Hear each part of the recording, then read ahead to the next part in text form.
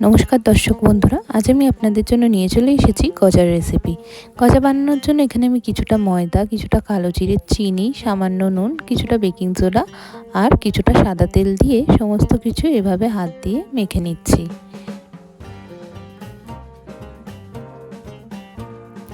এবার এর মধ্যে জল দিয়ে ভালো করে ডোটা বানিয়ে নিচ্ছি।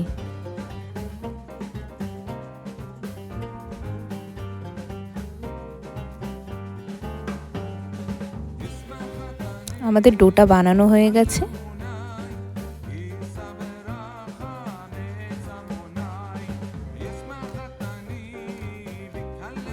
এবার ডোটা থেকে এইভাবে লেচি কেটে নিচ্ছি।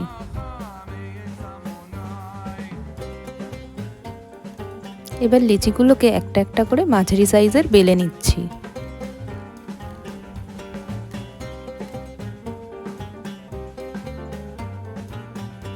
এবার সব লেচিগুলোকে একটার উপরে আরেকটা দিয়ে আবারও আরেকবার বেলে নেব।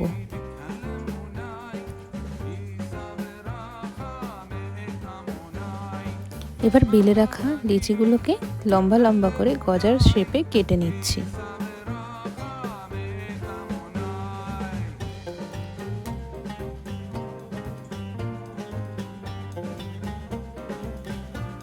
এবার একটা কড়াইয়ের মধ্যে তেল দিয়ে দিচ্ছি। এবার তেল গরম হয়ে আসলে আমাদের কেটে রাখা গজাগুলোকে একটা একটা করে ভালোভাবে ভেজে নিচ্ছি। গজাগুলো আমাদের ভাজা হয়ে গেছে। এবার আমি এগুলোকে তুলে নিচ্ছি। এবার একটা পাত্রের মধ্যে কিছুটা জল আর পরিমাণ মতো চিনি দিয়ে দিচ্ছি।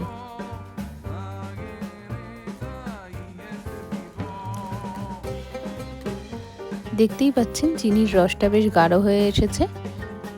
এবার এর মধ্যে আমাদের ভেজে রাখা গজাগুলো দিয়ে দিচ্ছি। এবার সব ভালোভাবে মিশিয়ে নিচ্ছি।